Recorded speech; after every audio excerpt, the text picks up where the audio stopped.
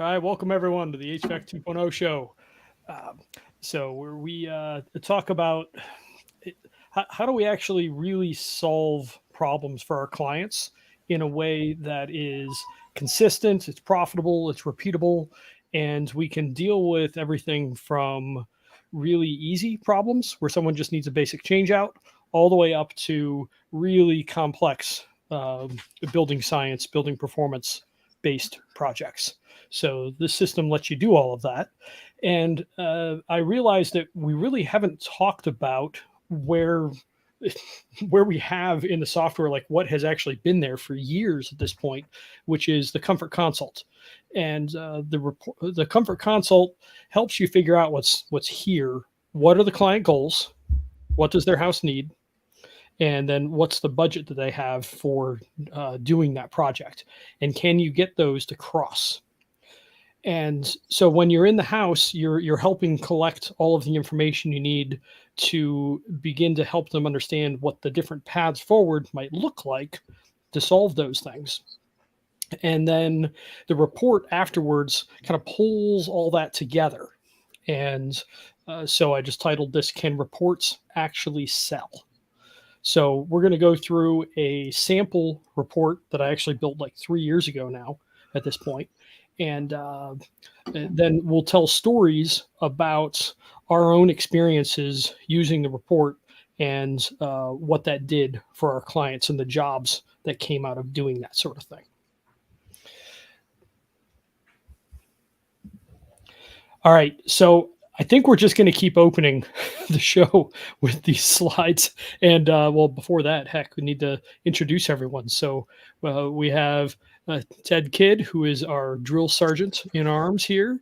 We have Tanner Dickerson down in Alabama, representing the hot, humid part of the country.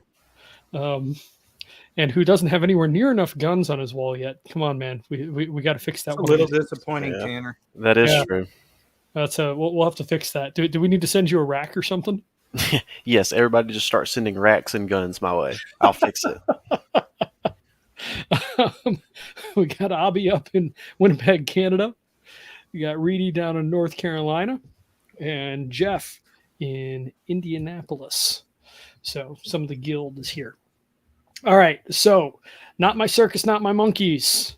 This is a really important piece of the mindset of using 2.0 because homeowners they're going to push us to promise that we can fix stuff cheap. That's what they really want. But you'll guarantee that this really bad solution will fix or else fix the problem that I have, or else you'll give me my money back. It'll solve all their problems and send their kids to college. Yep. And save the marriage while you're at it. So there's a lot of that. And it's just natural buying process. We do it too.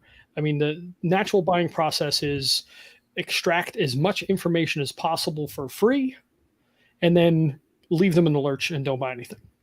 So if you care about the client's problems more than the client cares about their problems, you're in trouble. So this is one way to get yourself around it, to remind yourself, not my circus, not my monkeys. This is them, not us. And be the guide. Yep. Well, this makes you the guide, because if you make it your problem, what are you? The hero. Do we want to be the hero? No, we've done that enough. Gotten spanked for it. Yeah. Heroes get killed. They go in and they do dumb things, and they go in unprepared. Guides are experienced heroes that have been through the mill and know how to avoid most of the traps moving forward. So the other way to look at this is not my money, not my problem. It's their house. It's their money. You're just there to help them figure out what the best path forward is for them. Or what their choices are so that they can pick.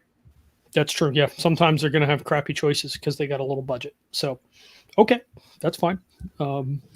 So those are important to note. And then in talking about the comfort consult, it's important to just back up and take a quick look at the basic process here. So the first question is, are there comfort problems to solve? And that's where the comfort quiz comes in. You ask them the 4 questions of, are there rooms that don't heat well? Are there rooms that don't cool well? Does anybody have respiratory challenges? And are there any moisture problems in the house? And you have them rank that on a scale of 0 to 10. And if they are all low, there's no problems to solve. They do a free quote. And then you can show them the smiley faces and the 6 functions, and you offer them static pressure testing and all that good stuff. And at every chance, you are taking the responsibility, because you're offering them their choices and telling them the ramifications of their choices, and then asking them to make that decision. Every time they make a decision, they own more of the result.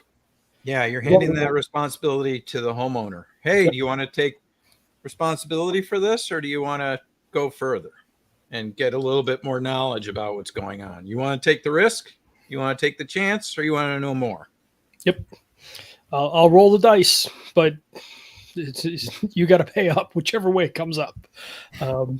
So hey, Reedy, do you have a sense of what your breakout is between comfort consults and free quotes at late? As of late, I've been doing a lot more free quotes than comfort consults. I'd probably say it might be 15% comfort consults. Interesting. Okay. And are you finding that that's partly because you like the free quote process better now that it's been sort of developed out, or is it what's changed that's causing that to happen? Well, some of that was me. When I first got into HVAC 2.0, I was super interested in finding problems, finding opportunities to do the comfort consult. Yeah, and so what I would do is I would naturally kind of gear it that way, because I also wanted to get out of being responsible for everybody's problems. Free quote took that away. I didn't hear you. And free quote solved that problem on the free quote side. It did. It absolutely did. Yes. So you're less concerned about leaning into the comfort consult because you got a way to responsibly avoid responsibility on the free quote. That's right. I did it just today. Okay. So same sort of thing. Do you think that 15% is possibly a more natural percentage? Yeah, I think somewhere between 10 and 15 is more realistic. There we are. 10 and 15 is more realistic. Okay. And you're a little bit selling away now because you're leaning into this other new thing, which is the free quote process. Right. Possibly.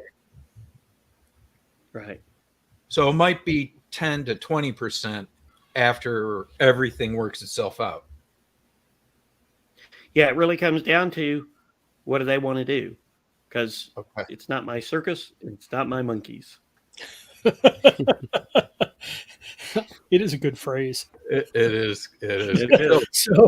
So the next piece of this, so there's really 2 questions. The first one is, are there comfort problems to solve? If there are comfort problems to solve because they score high on the comfort quiz, then you put them through a comfort consult. And we won't be diving into what the comfort consult looks like per se here tonight. We'll be looking at the report, but that's where the blower door test and a bunch of questions and some education and a bunch of other pieces end up coming in. But what you're trying to answer with that is HVAC alone likely to solve the problems that they have in their home? And what has blown the doors off of Ted and I is the further we move into developing out this process, the more homes we find can be significantly improved with the right piece of HVAC. That is, and because we're doing the blower door test and the comfort consult, even if it can't, we can communicate to the homeowner that they're going to have to assume some risk, and if they're not happy with the outcome, that's likely to mean some enclosure improvements. Yep. And by telling them that, we avoid going straight into home performance a lot of the time, unless the house is a total basket case and it's obvious that it needs home performance. You can tell a homeowner that, and then they call you back and say, yeah, no, this house is really amazingly better, and we don't need to do, $6,000 worth of air sealing. Exactly. Well, and one of the other key things is if you know energy use, past energy use, you know the blower door, you know the thermostat set points, you've had a look at the house, you can do a very accurate, like within 10% load calc in 5 or 10 minutes. And if you get that load calc accurate and then you make a few tweaks to what the house is, and you improve the blower door, you improve some insulation levels, maybe upgrade windows, but usually not. You can understand if the piece of equipment that is appropriate for that house now is still close to or the appropriate piece of equipment after the house is upgraded. And if it's the same piece of equipment, do the equipment first. See if that gets them far enough. And then you can look into shell measures if need be. And that's been since Ted and I came from, it was the hard houses that were screwed up where we were the 3rd or 5th or 10th person in there trying to fix this. We got the really messed up stuff. And so we got to thinking, boy, all these houses are messed up. No, that was just a subset that I was attracting with the writing that I was doing for. Nate was doing such a good job with his content marketing that we were getting all of the really bad houses, and we started to think that they were more prevalent than they were. Yep. Yeah, I joke. It's like Freud thinking, boy, everybody wants to screw their mom. Like, no, it's just the screwed up people that you end up attracting to your practice. We attracted the really screwed up houses. So as we got to see more about the mass market, and as everyone here has gone out and used the process and done some lower door testing on homes, they aren't as screwed up as you oftentimes think. So if we're running 10, 20, or 30% comfort consults, wherever that natural number ends up landing, the goal of it is really to help understand, is HVAC alone likely to solve the problems that client wants to solve? And an important part of communicating this is now you've spent 2.5 to 3.5 hours with them at a comfort consult, doing basically the first half of a good energy audit. Now you have to boil that down and give them their paths forward or potential things that they can do in an easy to digest manner. And originally, we put a lot of emphasis on this report where if you do a good job with the summary will sell the job for you. They'll call you and they'll tell you what they want to do. But that is not a super easy lift, is one of the other things we've learned. So if you've got experience and you've been doing this, you can write the summaries to the reports to make them sell like that. But the better way is you help them understand what their potential paths are, and then you have one more conversation with them and you narrow in on what they want, so that when you give them a quote, you're only giving them 1 or 2 options instead of, can you quote this and this and this and this? Like, you don't need to give them 27 different options. You need to give them 2 once you narrow it down. Reedy, how many do you usually actually give after talking to someone with the comfort consult report? How many bids? 1 to 2. Just 1 to 2 options. So everything was on the table, correct? And you just narrow it down with them? Yeah. Because if you don't, then what you're going to get is, what about this? What about that? You'll be there for 5 hours and it'll be chaos at the end. Yeah. That's consistently what I've found too. That's why the goals are in there. Because if you don't have the why of the project, along with the budget of the project, you get into, well, we could do this and we could do this. And what about this? And I heard about this new product and this sounds cool. And how about we do this? And you end up not being able to narrow down that funnel and come out the other end with 1 or 2 options. Mm-hmm. Jeff, would you agree? Yeah, I also would say that how you package it is based off of the odds of success that we're going to talk about. Yeah. But then you'll narrow it down. But one option with some takeaways. So the second option, that's it. I think that sounds good. So let's run through a comfort consult report that I put together like 3 years ago. So we'll run through it quickly and then we'll scroll back up to the top and we'll tell stories about it. And particularly the odds of success, I think is a great thing to touch on. So here's one that I did for Testy and Jane McTestface. um, stole this from SpaceX with the Starlink. The dish is called what is it, like Mr. McFlatface or something? Oh, it's Dishy McFlatface. I was like, that's funny. I'll just do that. So here we are. So this is the top of the report, and we will be redoing this in not too long. Once we have free quote running well, this is the next thing that's going to get revised because we know some things to change now. But this is going to look very familiar: goals, house needs, and budget. And this is before we had it where it would just list out what those things were here. But it at least helps them, it gives them an idea of what they can do. So once you read the report, you'll have three options: do nothing, pick and choose upgrades, or do more planning for more difficult goals or complex projects.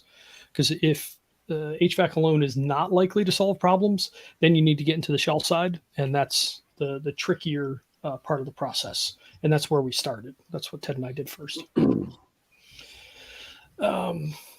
So scooting down, all this is going to look really familiar: goals, house needs, budget. So here's some goals, common things: make the master bedroom more comfortable in summer so Testy and Jane can sleep together again. The summer I put this together, what I was picturing with this house, by the way, is like a 1985 two-story tract home that was kind of tight, but not really. It's a 2,000 square foot house, like a 2,500 blower door or something like that. We'll see it in a little bit, what I put in here. But it's not a nasty shell, so it's primarily an HVAC based solution, and it's also that's a really common home. 1985 to 1995 two-story tract home. There's a lot of them all over the country. So this was an important thing. This was a 9 out of 10. So they wanted to solve this. The higher the pain levels you get here, the higher the budgets usually come with it. So if you get a bunch of 9s and then they give you a small budget, something's going on. Either they're lying, they don't know what the budget is, they're punching stuff up for whatever reason, they're hiding budget, like who knows, but you have to go dig to see what it is. So normally if you have a house that has 2 9s and an 8 like this, there's going to be a significant budget because there's a lot of pain here. So like this should be an easy. And you should be reversing these questions. You should be reversing 3 or 4 times so that you have a good understanding of how these things make them feel. So, and it's probably important. I didn't understand what reverse meant for a long time. So in the Sandler sales system, that is just asking a question back to them. So can you tell me more how about does this that? make you feel when you say that it's cold in the winter? Can you tell me a little bit more about that? How does it impact your experience with your house? Just get them opening up. Exactly. It's getting past the IBS. Yep. Intellectual bullshit. Yes, because it's one thing when, and I know it's kind of funny, of all the ones that we've kind of done, when you read somebody else's on their first iteration, it's easy to pick that out and go, oh, this is all IBS.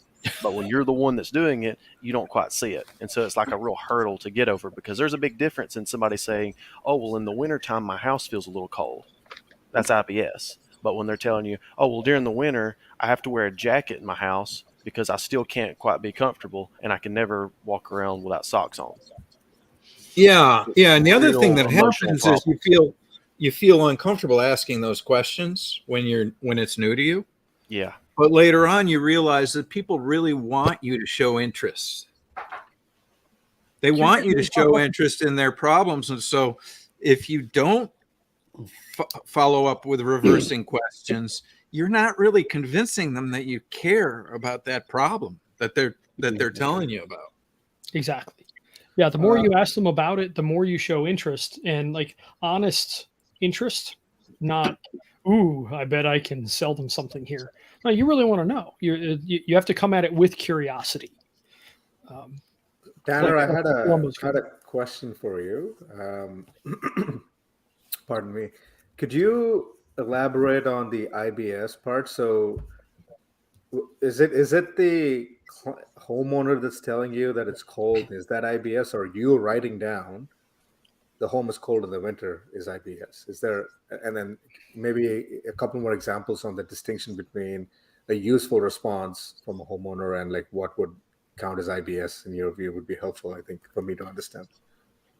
Yeah. I mean, IBS is usually when you ask a question to the homeowner and they give you an answer that they think that you're looking for.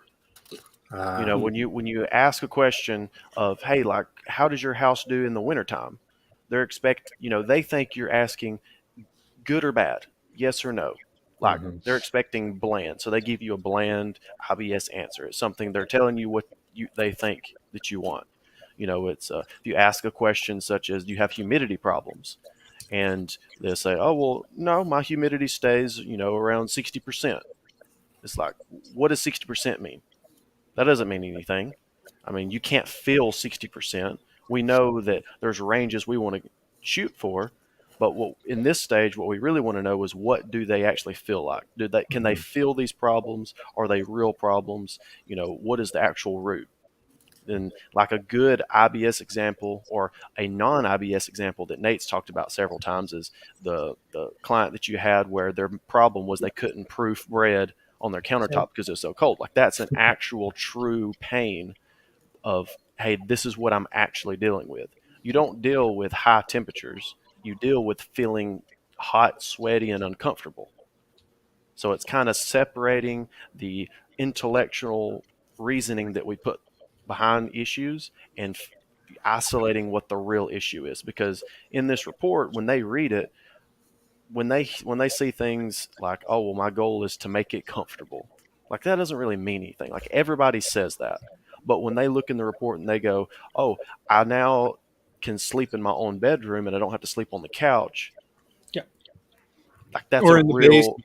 Yes, that's like a real emotional, okay, I see in this report of how this actually connects to me. That's really creating that connection between what you've pulled together in this report and to the homeowner. So they can go, okay, this is mine. This is a tailored report just for me. This isn't some generic nonsense that they just put together and pretend like they're doing stuff.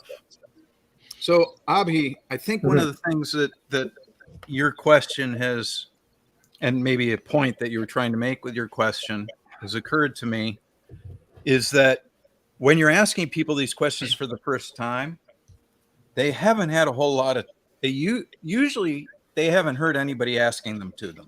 Right. Like, they may have 4 or 5 other HVAC guys that have come through the house, but what guys are reporting back to me anyway is the homeowners are saying, nobody ever asked me that.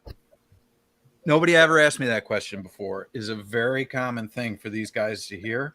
And so if nobody's ever asked them this question before, then they haven't really focused on the question.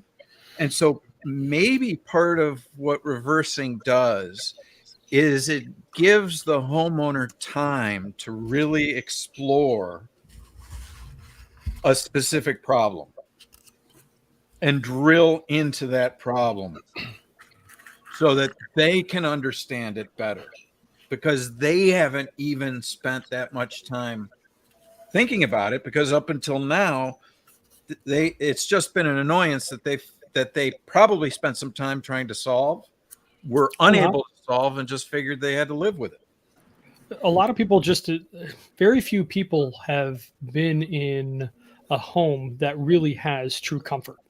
Right. I'm trying to, what was that scene? I forget what show it was. It wasn't Parks and Rec, but Community. Thank you. Yeah. Yep. Where they have John Goodman, like there's the perfect. The kids is like assembling and then reassembling a window unit, and he gets it together the fastest. And John Goodman's like, walk with me, and he takes him down into the room temperature room, and he's like, I can't feel my clothes. Like, this is so comfortable. The room temperature room. Yeah, the room temperature room. It was fantastic. And it's a wonderful little scene. We'll have to play it one night because it's just a great scene. And that kid didn't necessarily know what true comfort was, and most homeowners don't know what that feels like. So if you aren't even aware that it's possible, if somebody's asking you about it, they aren't even going to make the jump. So you have to create that gap there. And yes, so the first time you get asked the question, like my daughter in the car earlier is like, if you hadn't named me Felicity, what would you have named me? And I was just speechless. Like, well, you're Felicity. Like, you were going to be Sebastian if you were a boy, but I didn't have another girl's name in mind. And I didn't ask her why. It's just I was kind of dumbfounded. I'm like, well, what would you like to be named? So I reversed it to her, and she's like, I think Annabelle. I'm like, oh, that's a cool name. I like that. And but I was dumbfounded when I was asked a question I didn't know of. So a part of what I'm wondering, and you can tell me if I'm wrong, because it seems to me one of the other things that the reverse does is it helps you kind of earn the trust of the homeowner, right? So when you first ask the question, do you have any? I mean, I don't forget exact the question, but if someone asked me as a homeowner, does your house feel cold in the winter? My immediate response, if I don't have a good relationship with the contractor, is like, oh wait, they're trying to upsell me on something. Mm-hmm. And it's just to quickly say, oh yeah, no, it's fine. The humidity is okay. I'm not too worried about, or something like that. And so, but whereas what the reverse does is it shows that the other person is actively listening, and the Genuine advice interest. right. And the advice I've always gotten about active listening is that you have to listen to the emotion behind what they're saying, and reflect that back to them. So in a personal situation, if your friend, or your wife came home and said, hey, oh man, traffic today was such a nightmare. It took me an hour and a half to get home. What they're looking for is like emotional support and not tech support. The wrong thing to say there would be, oh, why don't you take the I-95 next time? Yeah. Why don't you leave 15 minutes earlier? Right. And What's wrong with you? And the active listening part is to say, okay, that sounds to me like you're really frustrated. Is that right? Driving home must be a frustrating experience for you. And so that way you're showing that you're listening, and you can connect with them, and resonate with them on that emotional level. So to me, and you tell me if I'm wrong, that's what it seems like you're trying to do with the reverse, right? Say, oh man, that sounds, 60%. No, that sounds like you must be really uncomfortable in the winters. Do you walk around wearing a sweater? Is that what you do? And I wonder if that helps, because you're now connecting on an emotional level. It helps build trust with the homeowner. That really nicely articulates how Sandler is baked into each of the pieces of the comfort consult. 100%. Like I'm brought back to an experience I had as a junior in high school. My family flew out to Colorado and then took a train from Denver to San Francisco, and it was beautiful. But it was like a 2 or 3 day train ride, and I got talking to this single mom and her kid, and I just started asking her genuine questions. And next thing I knew, she was like pouring out. And I'm 17, like I don't know what the hell's going on. I'm just a teenager. And she's pouring out like her frustrations with her parenting, and how she thinks she's doing a good job and how she's not doing a good job. And like I was just there asking, just trying to understand and ask questions, and I got poured out onto. Now I wasn't trying to sell something, so that helps a lot, but that's kind of the goal that we're going for here. And if you look at these 3 goals, note that I structured them so that they have an emotional background behind them. And while this is an amalgamation kind of report that I put together, it's a theoretical report, but it's based on actual experiences that I've had. Wanting to sleep with your wife together again that's an emotional thing. That's not, well, the second floor is kind of hot when I walk upstairs. So you have to dig to figure these out. And I had 2 different clients give me that exact answer that summer. Okay, so we got something to work with here. Sleeping in the living room or in the basement while the wife's sleeping on the second floor. Yeah, it's too hot to sleep upstairs, and that was annoying. And the second one, stopped the draft down the stairs in the winter while watching TV. This is a really common complaint in split level homes. They consistently have huge temperature differences between the floors, and so you get air pouring down the stairs. So a lot of clients will wear blankets in the wintertime because of that draft coming down the stairs. And then the last one, that's not all that emotional. Warm up Testy's basement office year round, but I've definitely had a number of clients where they're like, yeah, my office is cold and I'd like to make that better. And that one point is oftentimes worth quite a bit to that client. And particularly now after COVID and so many people are working remote, there's a lot there. So yeah, they're spending real time in that office, not just on weekends. So it's annoying. And a good self check for this as well, of when you have these goals, read it back and then ask the question, if you only have just this goal, does it provide any emotional context with it alone? So if you can read it and go, okay, I can feel what's going on there, I can feel the pain, you're good. But if you read it and it sounds like something a robot spitting out to you, then you're like, okay, You didn't go deep enough. you didn't go deep enough, and it's even possible that the thing you have written down isn't even something they actually care about. Sometimes what they're giving you is an answer by proxy of what the true problem is. And so if you don't dig deep, you'll actually miss something. Oh, and that's a good point, because at some point you're probably going to be reading these answers back to them. And so if the answers are really kind of dumb, then you're not going to spark any real emotion in them by reading it back if it's vague. Yep. Well, this brings up another piece, Ted, which is that the digging for pain is actually broken out into 2 or even 3 phases within the comfort consult. So at the beginning, you ask a whole bunch of questions that are kind of surfacey. Are there any rooms that don't heat or cool well? Like which ones, what times a year, that sort of thing. And you're just starting to begin to dig, to sniff and try and understand where various things might be. And then you do the blower door test, and you may find out that the master bedroom is hugely connected to the outdoors. So like, you're not going to be able to fix that with HVAC alone. You need more duct work, you need shell work, you need a mini split, whatever it might be to deal with that. And so that starts bringing out more pain. They're like, oh, look, yeah, this room in the house is really screwed up. And so then they start to admit what's going on. Oh, and the nice thing about that too, just occurred to me, is if it doesn't get solved because you've shown them with the blower door how bad the problem is, they recognize that it's not your fault. Yes. Yep. So there's that piece. And so you ask them the questions to begin to sniff things out.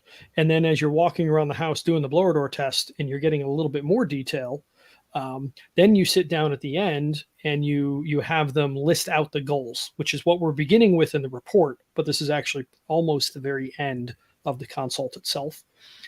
And at that point, you ask them to rank their pains, and you help them compose what the pain is in a way that has some emotion to it. Reedy, Jeff, do you agree with that? I do. And in this case, the report, we're trying to keep it not crazy long. So there's additional goals that'll sit here. But like figure out the right size HVAC system to improve comfort. This is a fairly common thing. And a comfort consult, this is a really good use of the comfort consult, because you're going to get a very good idea of what size HVAC and what piece of equipment is correct for that home. Very good idea. And then reduce allergens in house. Like, is this IBS? Well, the other thing that happens is people that are ideal for comfort consults tend to be people that are planning for their replacement rather than in urgent need of a replacement. And one of the reasons these folks tend to plan for HVAC replacement is because they are unhappy with the way their house performs. And if you get enough of these, you will have a pipeline of work. So you do not have feast or famine anymore, because these people will call you in the off season and say, we're ready. Or you call them. I mean, you can go fishing. If you talked to them a little while ago, you can send them an email or a text or a phone call and say, hey, we've got a little time in our schedule. What were you thinking? You can offer them a discount if you want, or whatever it might be to get it to move forward, but you can fill in your slow seasons. And then you're filling in the slow seasons with interesting work as well. Interesting and usually pretty big jobs too. Jeff's average was around 20 grand. I don't know what Reedy's is. Reedy's, what's your average on comfort consult? On a comfort consult, it's a little bit more than that. It's like 21, perhaps 22. That was, we had some pricing problems, but I think 20 is a good number. Okay, and then I'd say keep in mind too, these are Midwestern numbers. So coastal numbers are oftentimes $5,000 higher than these. And I would say now it's actually probably in the mid-20s. Mm-hmm. So we're talking numbers from a year and a half, 2 years ago, where There we you were go. seeing 20. So now we're actually seeing probably, like Reedy said, in the mid to low 20s in the Midwest. And these jobs, how long do they take to sell so that people have an understanding of, like, if they're going to sell pretty much right away, what's involved besides the comfort consult visit? For me, I usually go over the report with them face to face, just in case, they got any Okay. questions or they want to know, and that takes about anywhere from 45 minutes to an hour. Okay. So it's a second visit and you're going over the report. Right.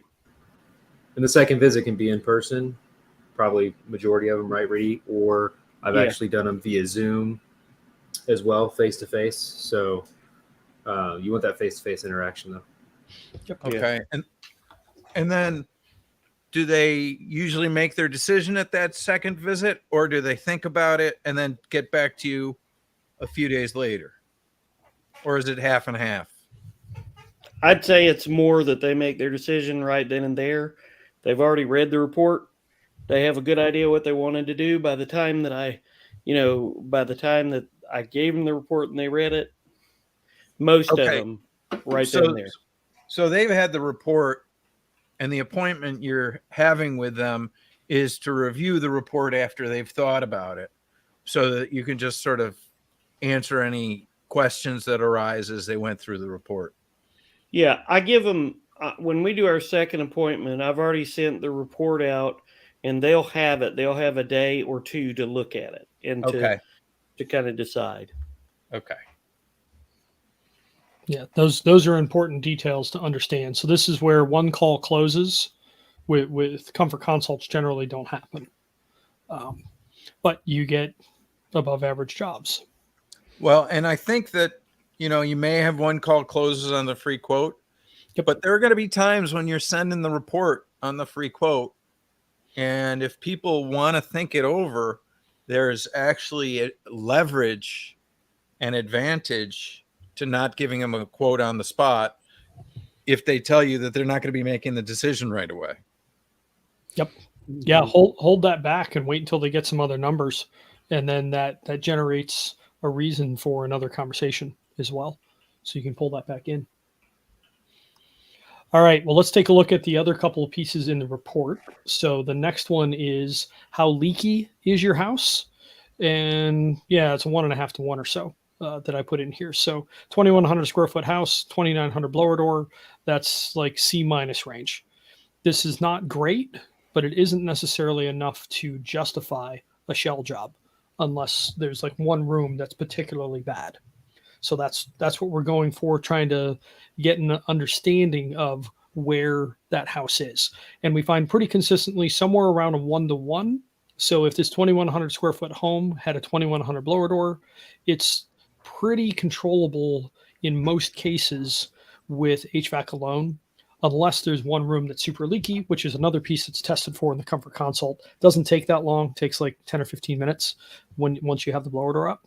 And does anybody here have stories of doing zonal testing and like clients getting hit in the face with air coming through one room?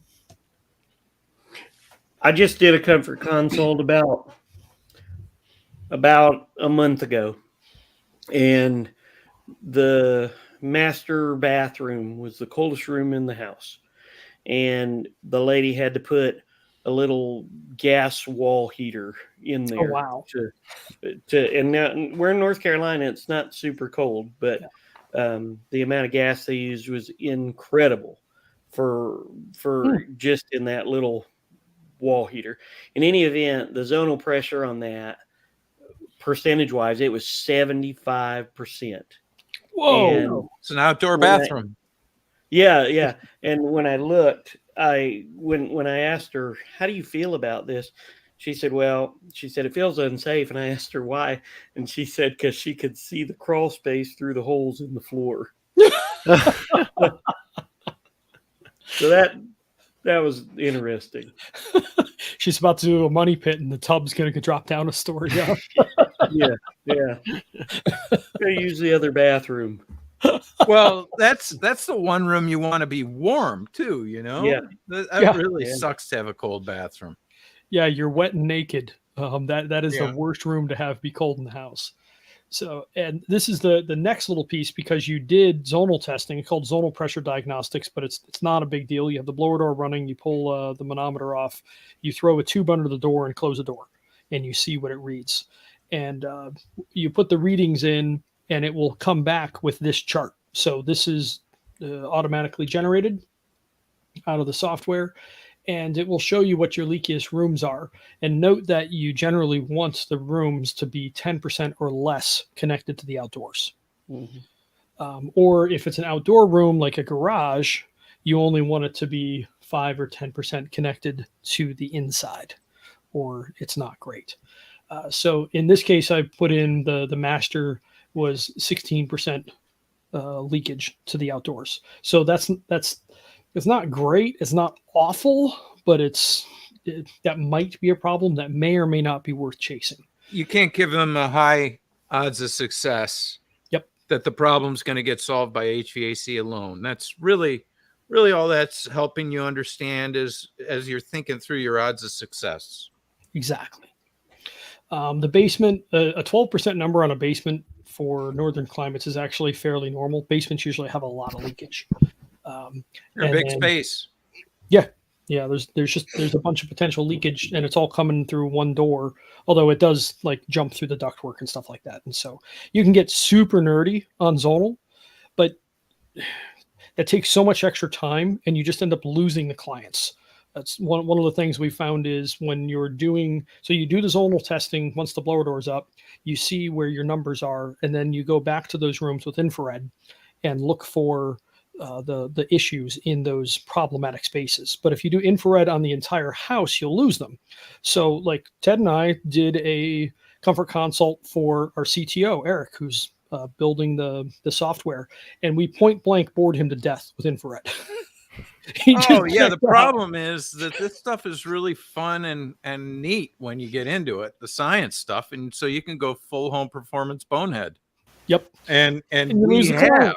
and so we have to reel ourselves in, and then we also have to train others not to do it, or they won't make sales and they'll go broke. Exactly. So the goal is to extract enough pain and to push on that pain button enough so that they understand what their options are.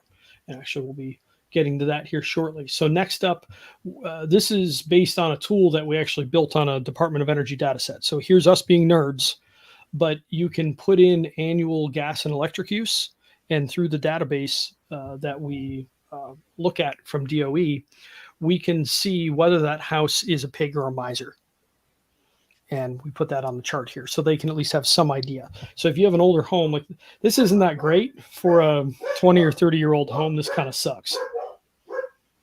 Right. But by the same token, if you look at that, if you're not way over on the right, those people aren't going to, there's not a whole lot of opportunity for saving.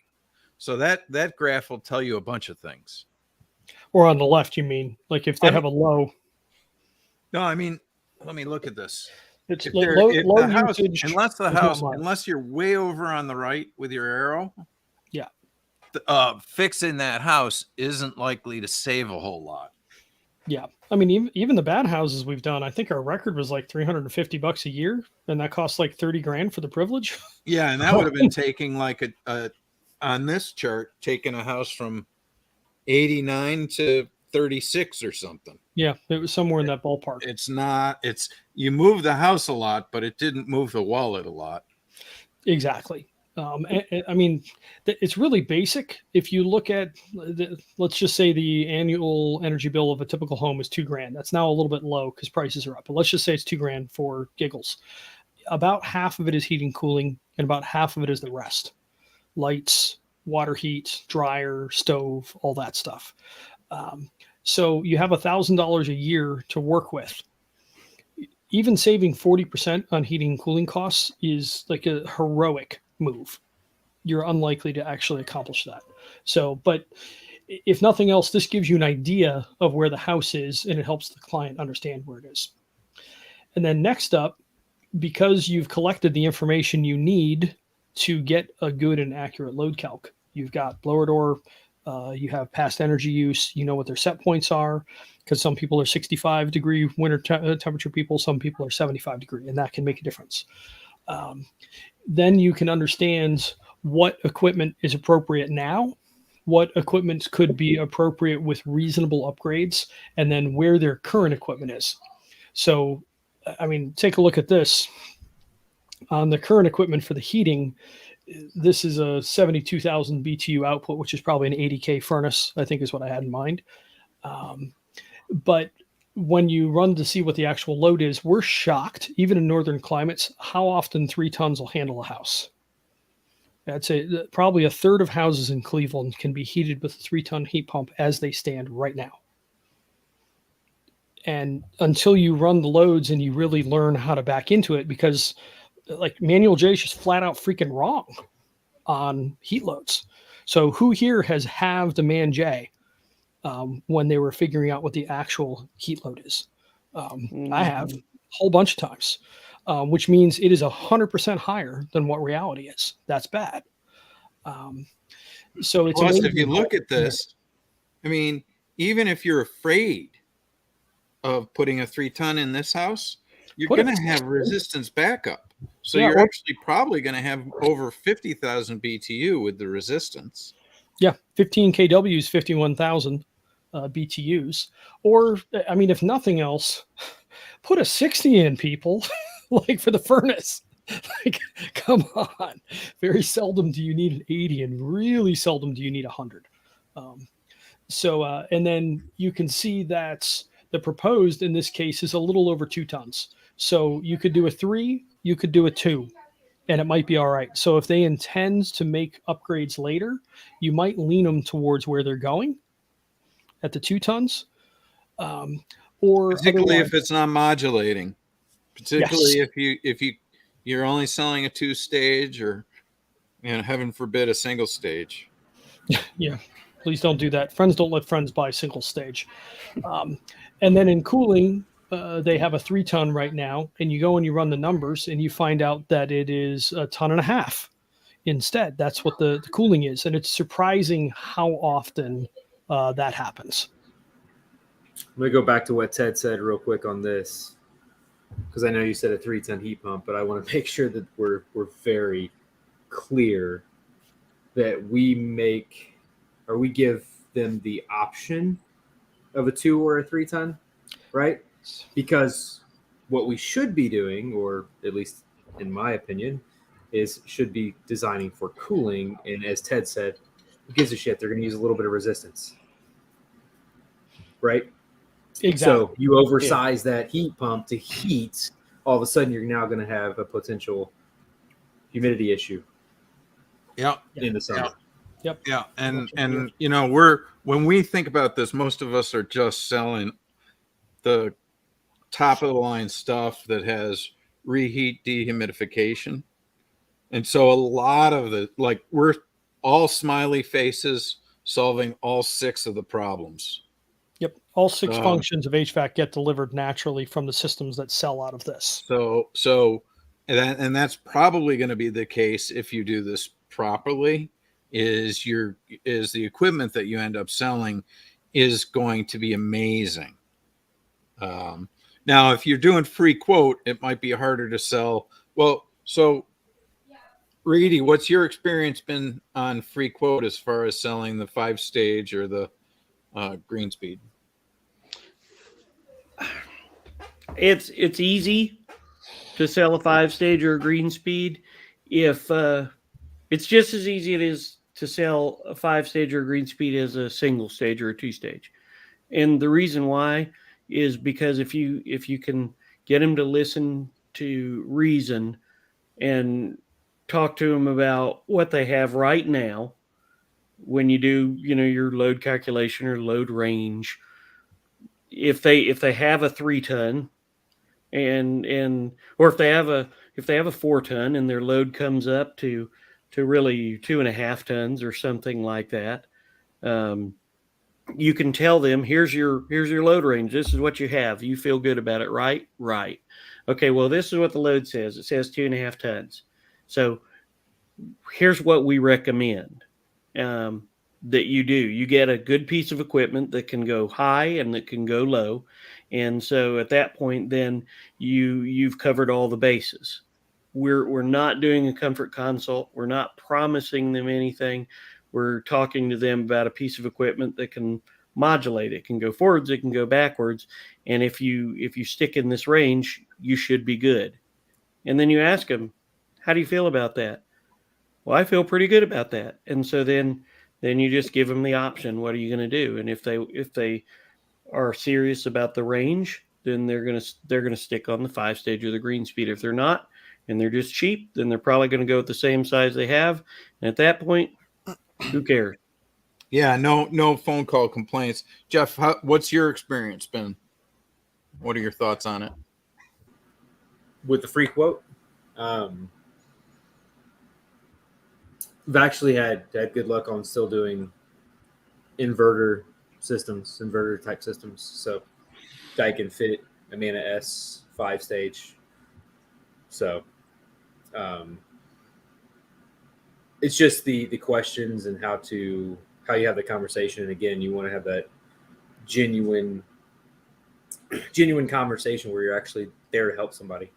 Mm-hmm. That's what you're there to do. I mean, we're not here to sell HVAC. We're here to serve people. And if you have that serve type mentality,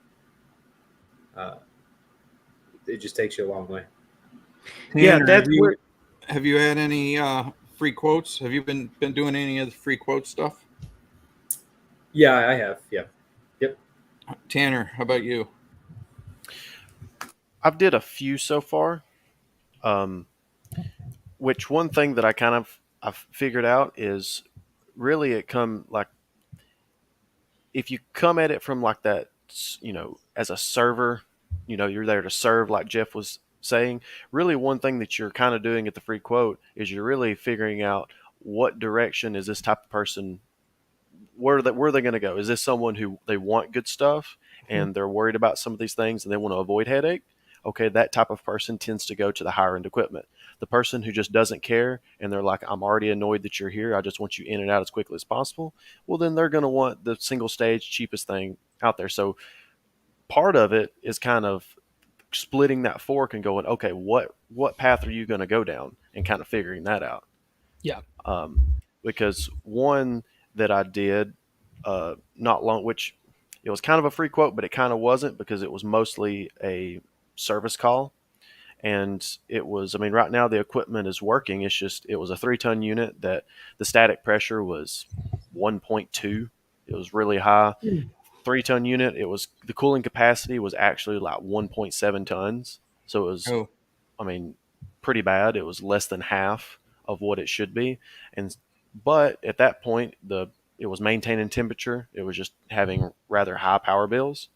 And so they were already like, hey, let's, if we got to replace the equipment, let's just replace it.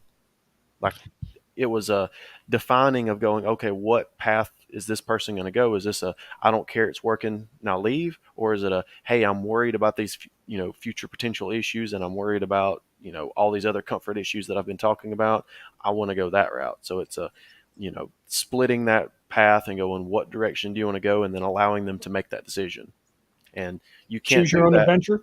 Yes. Would you say? Yeah. Exactly. Because you can't do that if your mentality going in there is, oh, well, I already know what I want to sell you, and I've got this fancy piece of paper, and I'm going to sit and point to stuff and tell you why you should buy this one right here and when you're going to start signing.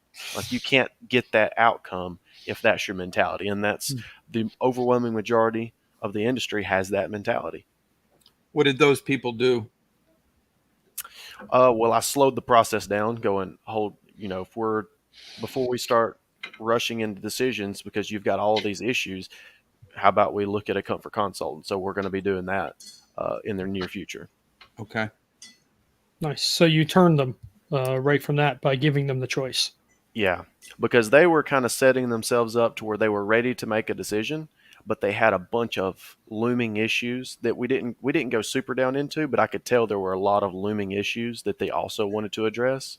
And they also had some future planning of what they were wanting to do as far as upgrades to the house. So it was like a, Okay. hey, Oh like, my we've God. got a lot of looming stuff here that we need to really address this. And so, and just in the short conversation, they went from I'm ready to make a decision now to, oh, I didn't realize this was this complicated. I'm really glad we're gonna wait, Slow it down. Yeah. slow it down, and kind of feel this out. Wow. So you actually dodged a bullet Yes. Yeah. because they would have changed the equipment and then gone and done these other things and then been angry at you. Exactly, because it'd have been easy to have been like, oh well, yes, the equipment's old. You've got a old furnace with a slightly less old straight AC. Well, we can go ahead and just swap this out and we'll call it a day. And if you didn't look at anything and realize, oh, the static pressure's through the roof, and and they have all these other issues.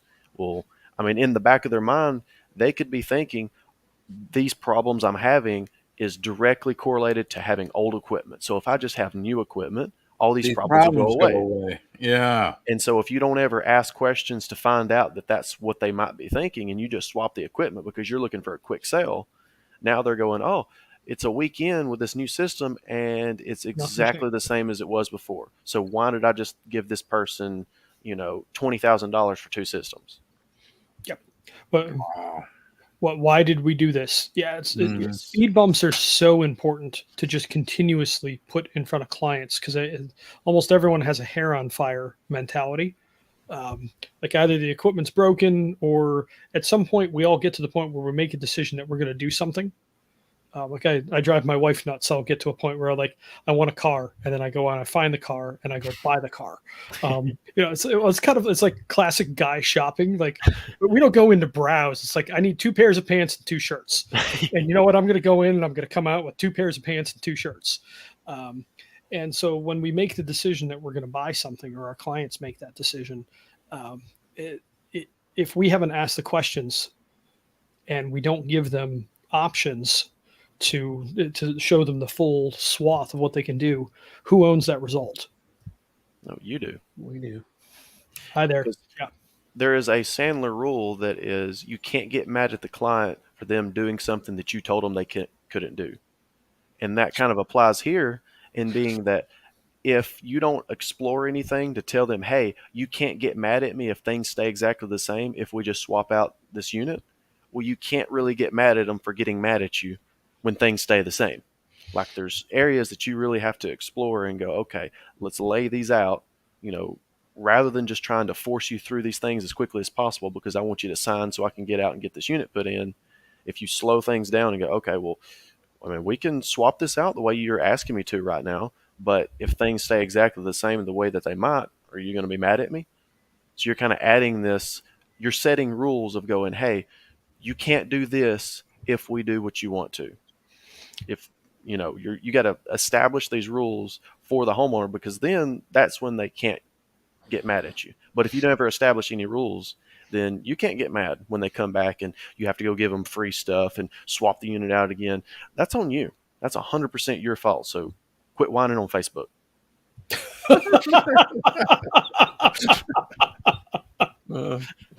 We haven't seen complaints about that, Tanner. I don't know what you're talking about.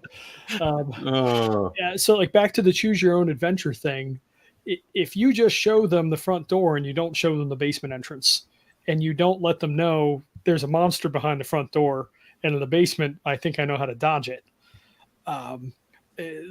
That's where you're acting as a guide, because in choose your own adventure, normally you just have to make the choice and hope that you make the right choice. Like there's usually not clues in those books over which ones are the right choices. So if we actually offer them those options, we have responsibly avoided responsibility. But if you just show them the front door and the front door doesn't work, you're in trouble. So a couple other things to note on the bottom here. There are places where you can put in notes about the system. So HVAC system is 10 years old and looks fairly clean, but it's needed service a few times, suggesting it may be nearing end of life. We've all seen systems where we're like, it's not that old, but it's already starting to break. And we're seeing readings that are not nominal. This is old, but note that external static pressure's in here, and it's in the free quote as well. This is one of the most important numbers on a system. So you don't necessarily have to test this, but you better offer it, or else again, you're not giving both options and choose your own adventure. And then you own whatever the results are. Offering it is explicit in the free quote. Explicit, they actually sign off. They choose whether they want to take it or not, and they sign off on that decision. So yeah, it's like they can't back out of that. Do you guys want to talk a little bit about your experiences offering static pressure?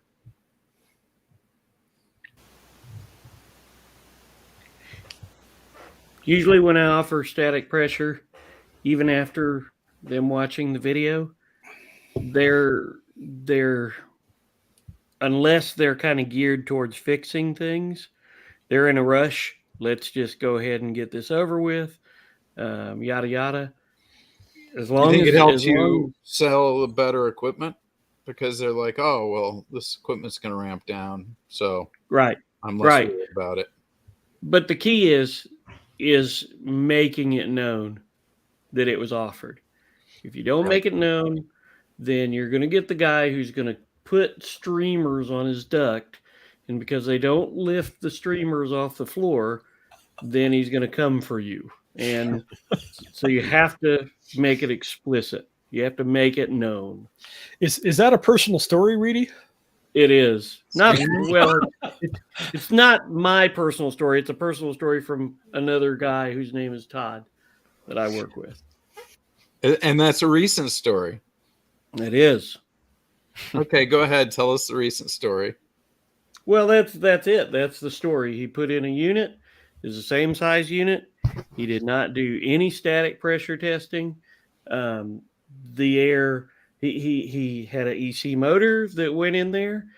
The static pressure was outrageous. Prior to that, he had just a PSC motor.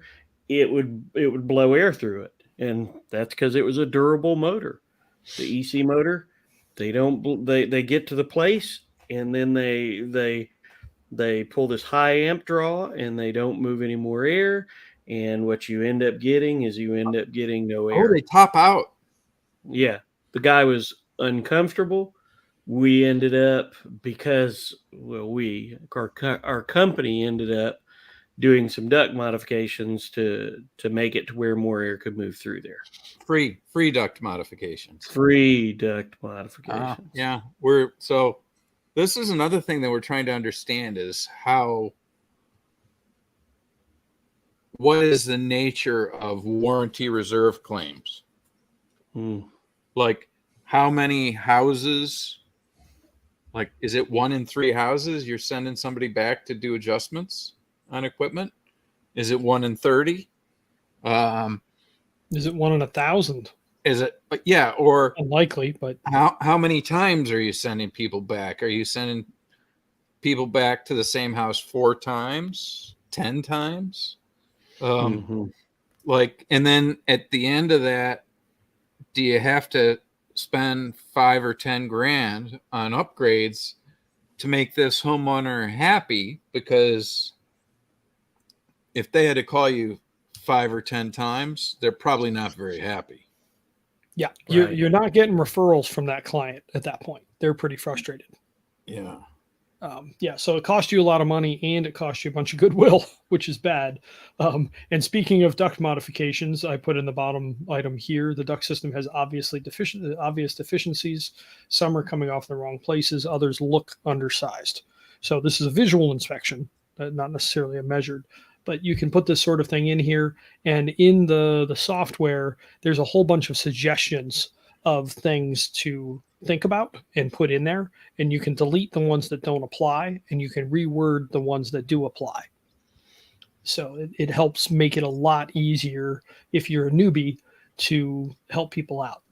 All right, we've been working towards this for a while. Odds of success. Reedy, I want to call you out because you totally used this in a way that I wasn't expecting. I didn't put it in here, but you combined the potential different the options, the odds of success, and the budget. You put it all in one because initially when I designed this, we had odds of success of different paths and then budget odds of success. And you went and combined them. And also, like these were just the stock things. We can do just HVAC only, single stage to show that this is unlikely to work. And the base package, usually we suggest do what the client suggests to you, and then show them, yeah, we can do that, but it's like 10, 20, 30% odds. Is that what you want? Like, I'll take your money, but don't complain to me when it doesn't work. Or use Johnny's line of, so if we do this and it doesn't work, are you going to be mad at me? Oh, you are? Well, then we kind of have a problem. I don't want you to be mad at me. So what do we do now? And you go from there. HVAC only, right size, variable speed. Like this messed with our heads after thinking that houses were more screwed up than they were. This fixes a lot of stuff. So in this case, we're showing, 60 to 80% odds that this will solve the problems that they want to solve. And then further planning, this is the CPP, and then a full home performance package. CPP meaning comprehensive planning process. Thank you. And typically that's like $3,000 to $5,000 worth of diagnostics, modeling, if-then equations. It's very complicated. And it's like maybe 1%. So this is not a 1% of the people who go for a comfort consult. Yep, could be that too. So would convert to this. So if it's 15% of people going to comfort consults, 1% of that is, what is that math? You'd have to do 1,000. Not a lot. How's that? One. So Jeff, Reedy, Tanner, do you have any stories of what happened when you presented the odds of success to clients? People said for that kind of money, those are low odds of success. And I would ask them, why do you say that? And it always came back to one thing and one thing only. They were expecting some sort of massive energy savings because that's what the industry has told them to expect. Even though everybody says, I sell based on comfort, that's a lie. Nobody sells based on comfort. Not outside of this. They all sell on super high efficiency, and they lie to them and tell them it's going to save you such and such a year. And if anybody would just think, you can't save $2,400, you can't save $1,200 a year when you spend $1,600. So, and HVAC will never pay for itself. Neither shall work. It will never pay for itself. So those odds of success, you should be wide with them, because if you're not wide with them, and you should be low with them, unless you're doing something that for certain is gonna work out like you say. Otherwise, you're gonna get caught.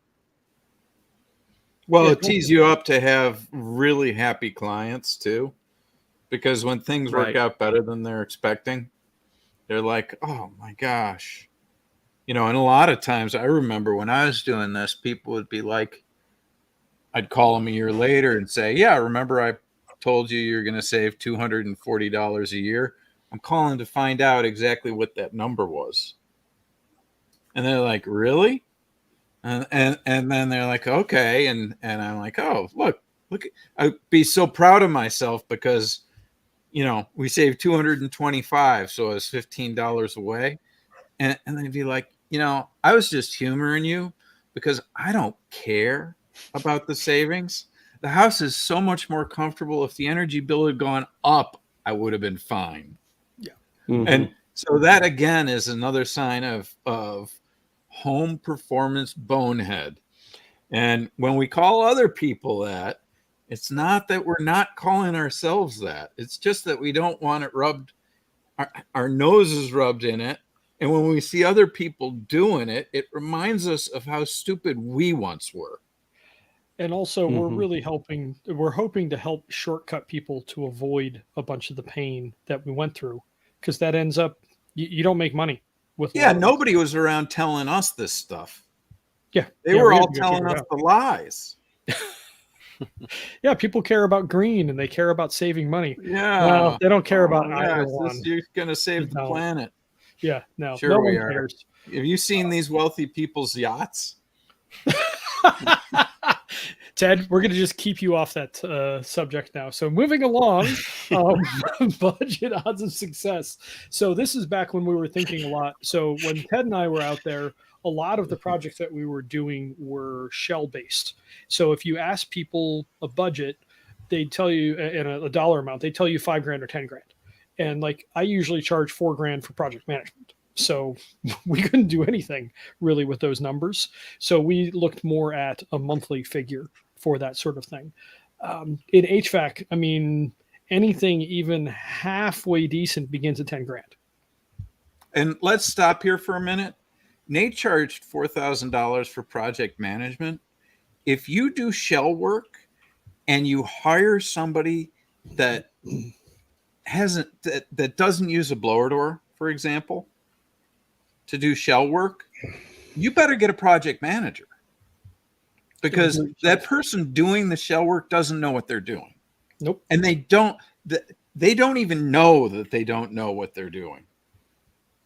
Because if you do shell work without a blower door, you're just guessing and you have no idea what quality work you're delivering because you don't measure.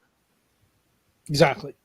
Well, and even guys, when they care, they are fundamentally focused on, like the spray foam contractors. They're fundamentally focused on getting the spray foam into the various places that you ask them to at the thickness that you ask them to do it. They aren't, and no more, because the material's expensive. Exactly. And done by the end of this day so that they don't have to run the truck back here tomorrow. Exactly. So they're trying to get out of there. So you need to be there on site QCing that stuff. So yeah, the advanced projects you need to be around for. There were a couple projects I wasn't, and it cost me a significant amount of time trying to fix that. I spent 14 hours on QC on one, and I had to go buy a foam kit and then go do like another 6. That's silly. To do almost 20 hours of work just fixing a project that was done when I couldn't be there. So yeah, the shell work is, I don't want to minimize how difficult it is. There's some stuff that's pretty easy, like spraying rim joists and things like that, but complicated attic air sealing, it's pretty intense. And the pay isn't amazing. So that's what has ended up leaning us more and more back towards HVAC, which is hilarious because Ted and I come primarily from building shell.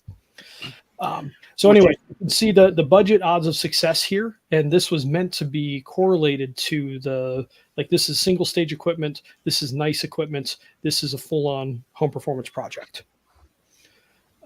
And the way the numbers ran was with 4% money, I think, $100 a month over 15 years buys $14,000.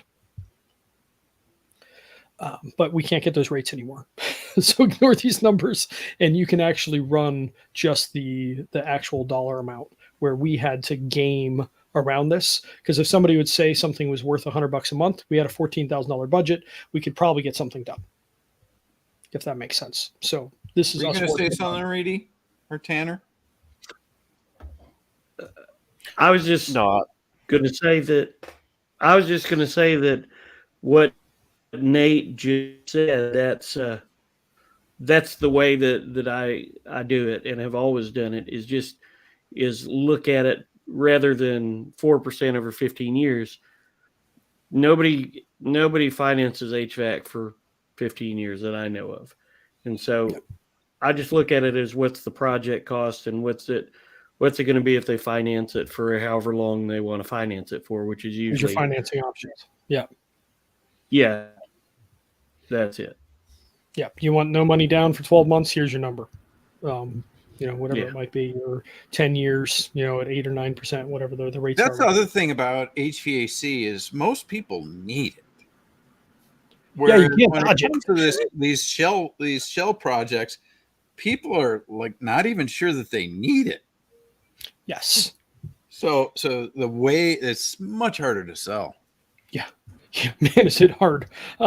It's not impossible, but I mean, HVAC, man, you trip over your own feet walking in the door and still walk out with $1,000 commission check. It's just not that hard.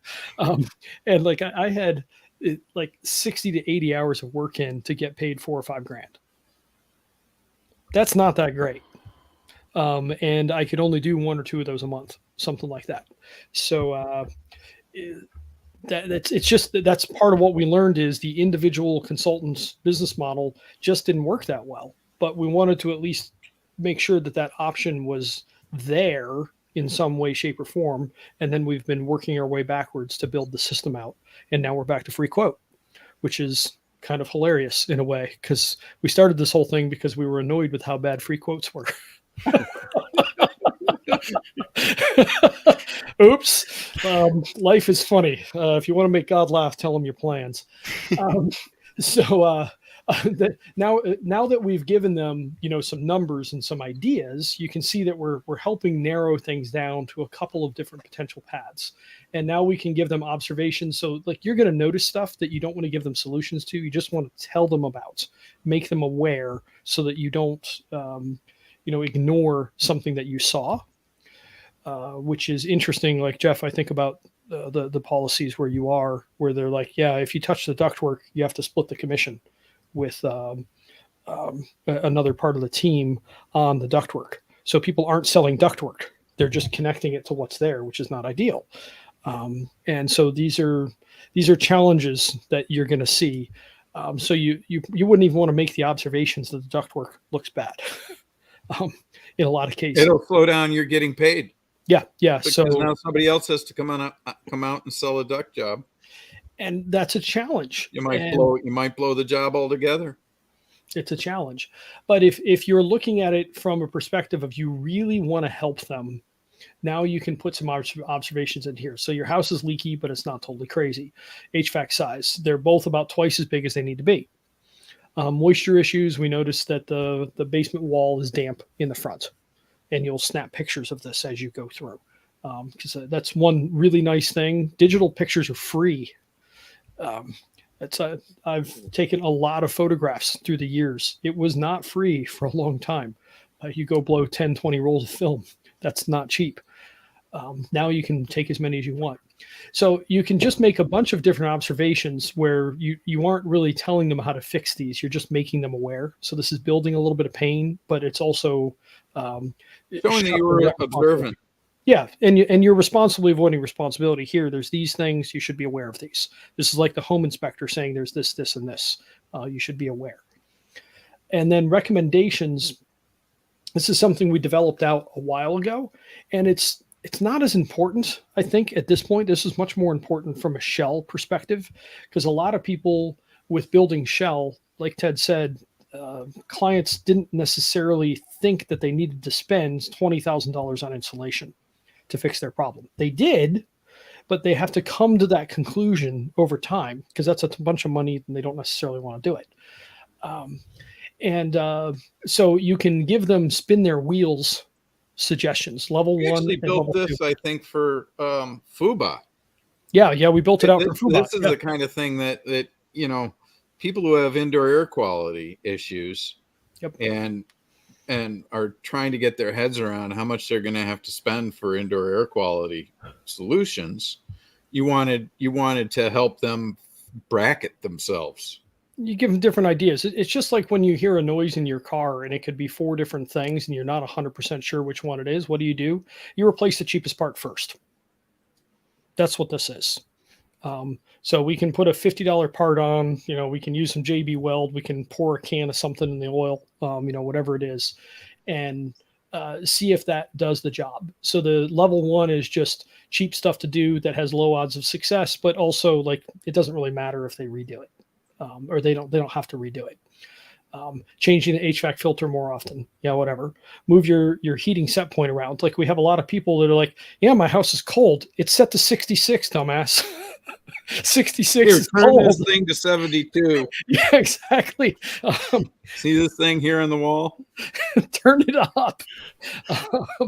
Yeah, it's the corn furnace client that we talked about a while ago, a couple months back. She's like, my house is cold. I'm like, great, turn it up a degree. See how that works. And if that doesn't work, turn it up another degree. And a week later, she's like, 73 is the number. She was trying to run 70. She was comfortable at 73. So just bump your set point. So bump up 1 to 2 degrees in winter and see if it does it. Check your gas. My 73 is my number too. I'm like a 90-year-old woman. You're skinny, unlike me. Level 2 is under $1,500 or under $2,000, stuff like that. So this is where you can see our electrification bent here, like doing an induction hot plate, moving people towards that sort of thing. Air quality monitors, venting a bath fan outdoors. If you don't have a bath fan or it's not vented outdoors, you're looking at $500 to $2,000 to get that put in and then run outside. Put a DHU in, energy monitors. This is all stuff that you're just trying to help them fish for what's wrong. And again, I don't know that this will get adjusted. This just isn't as important anymore as it was if you're trying to sell shell work, which people don't value. What do you guys think about the levels? When we do a redo on this, they stay in or do they hit the cutting room floor? Up for conversation and debate later. Okay. Well, you guys talked Sorry, over each other. So, Reedy, you said take it out. Or Jeff, what did you say? Up for debate later. I say no.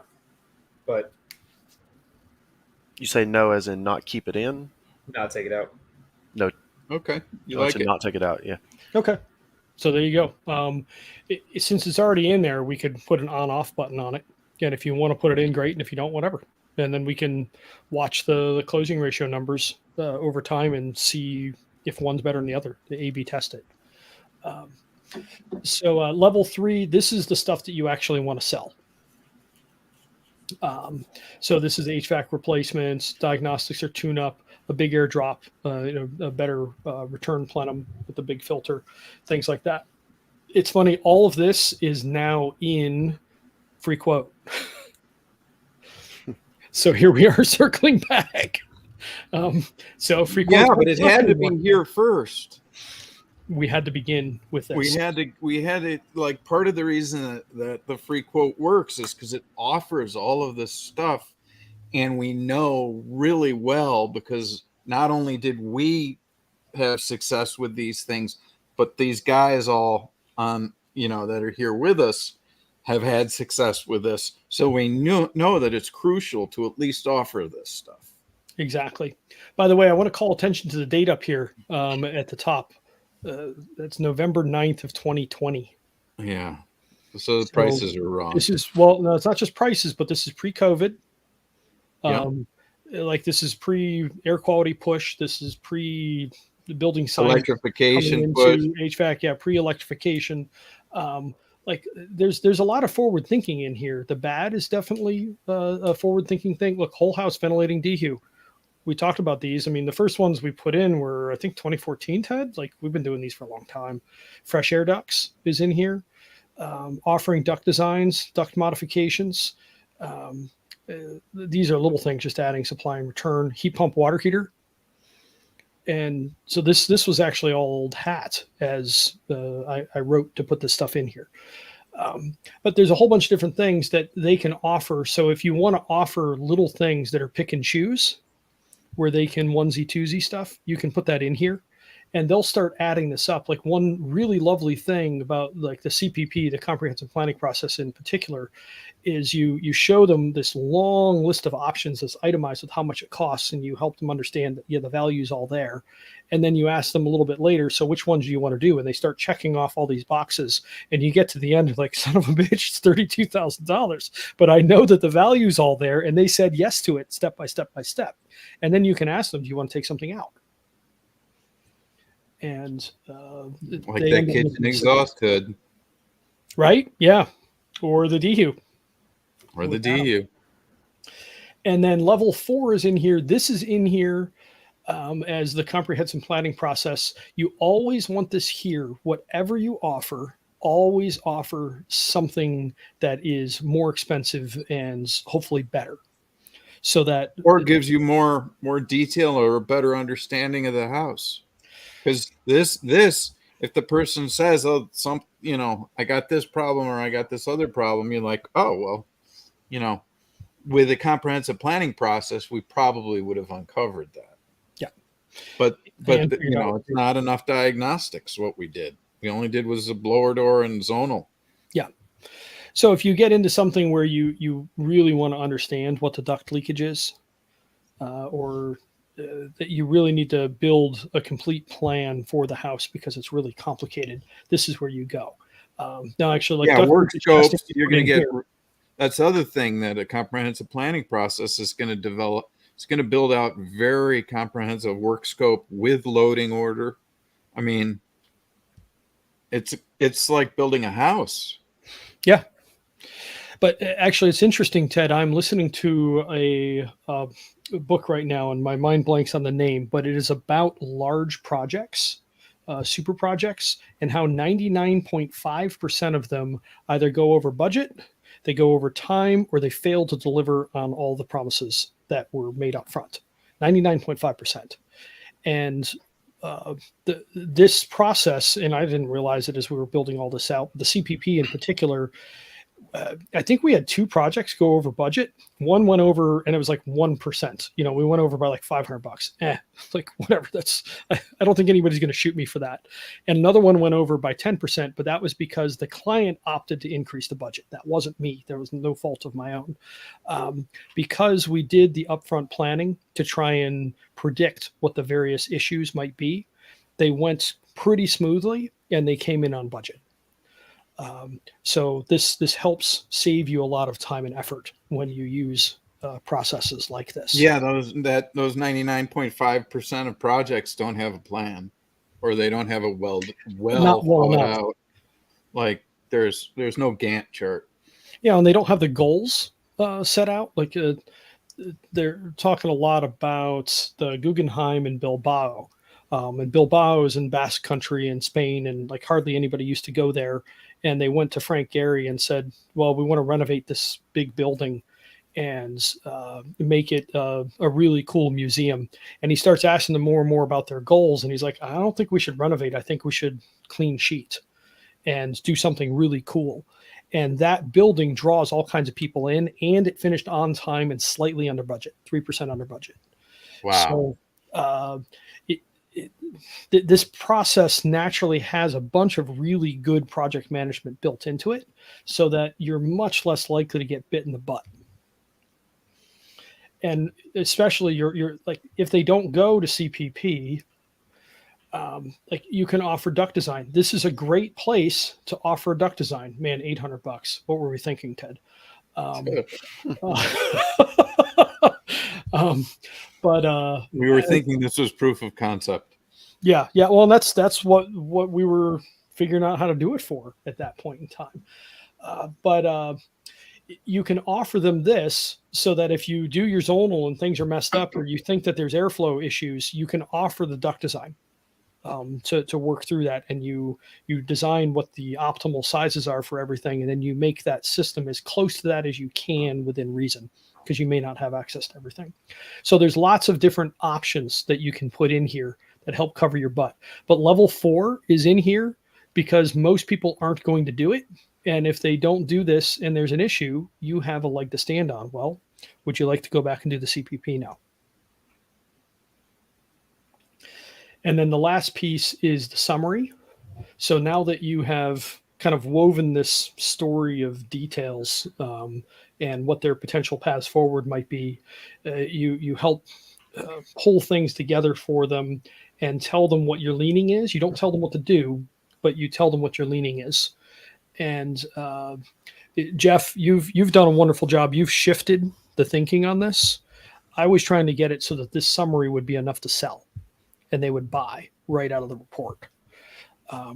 But if you leave this more vague, like you do now, and that forces one more conversation, then they end up. What do they end up doing? I should pose the question there to you, Jeff. Well, what they end up doing is wanting to know more.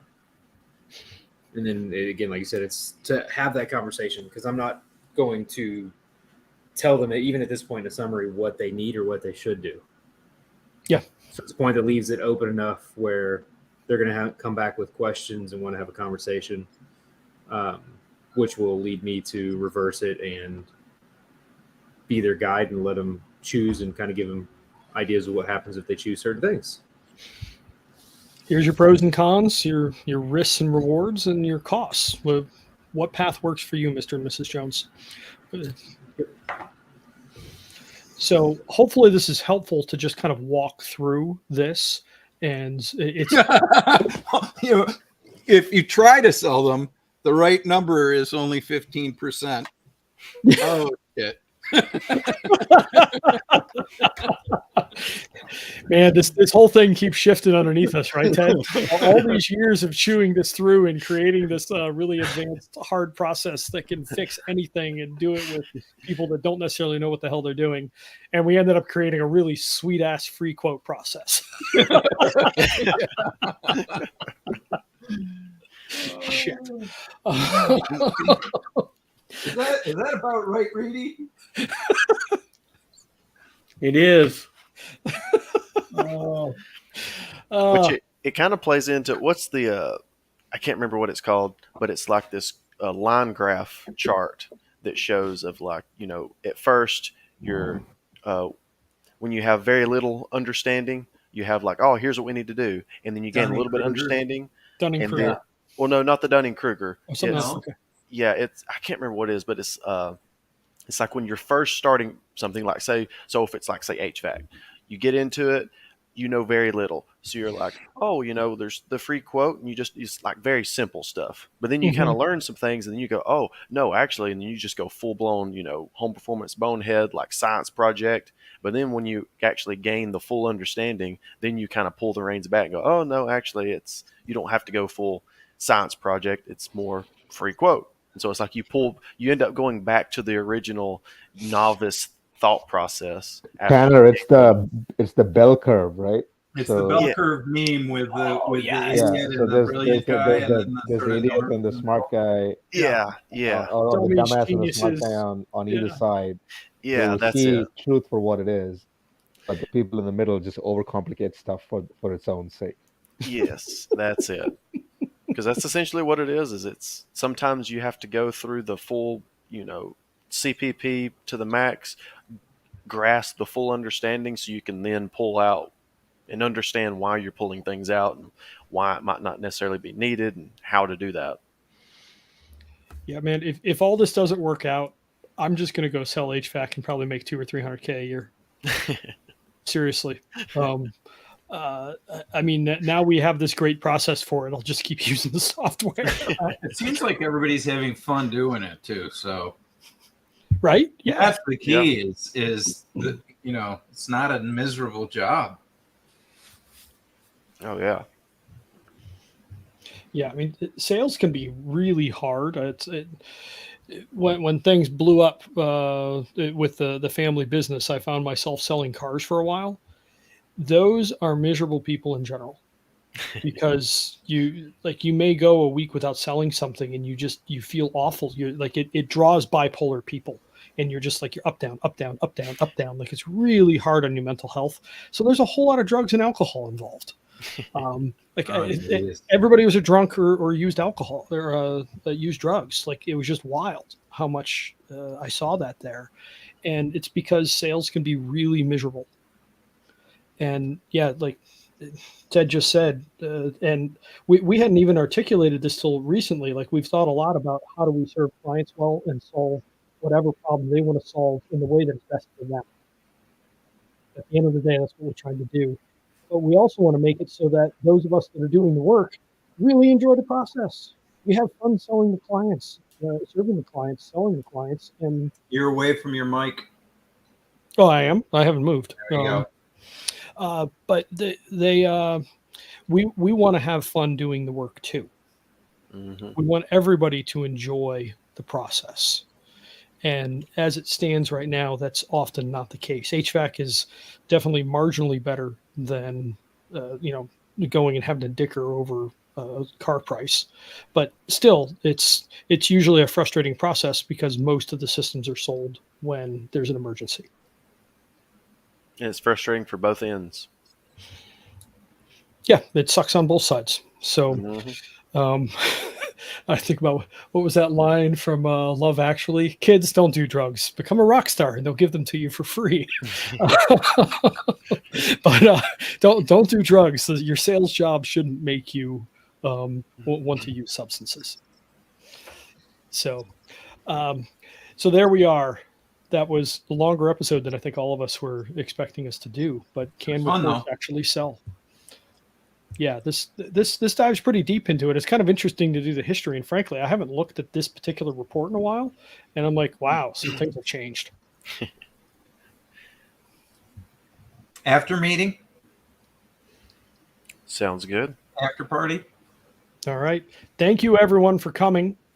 I think we ended up just hammering people with content. Well, actually, if you have any questions, please type away, because we do tend to do this where frankly, this is actually kind of a good example of what happens to clients when you ask them questions they've never heard before. So a lot of you that are watching along probably haven't seen a bunch of these things before. And so it's messing with your mind a little bit and you aren't sure even where to ask questions about yet. And that's fine. But if you have any questions, type them in because very shortly we're going to head off and do our after party. All right. And with that, thank you everyone for coming. And we will see you next week. We're going to talk about wildfires next week because that's something that we should all be talking about with our clients. Because just when we thought that us on the East Coast weren't going to have to deal with it, Canada started blowing their crap our way. So stop smoking, Canada. That's enough with the pot up there. Come on, stop sending it our way. You're welcome. Yes, we have our token Canadian in here tonight. Thanks, Abby. Thanks a lot. All right. See you gents over on Zoom. See y'all. Good night, everyone.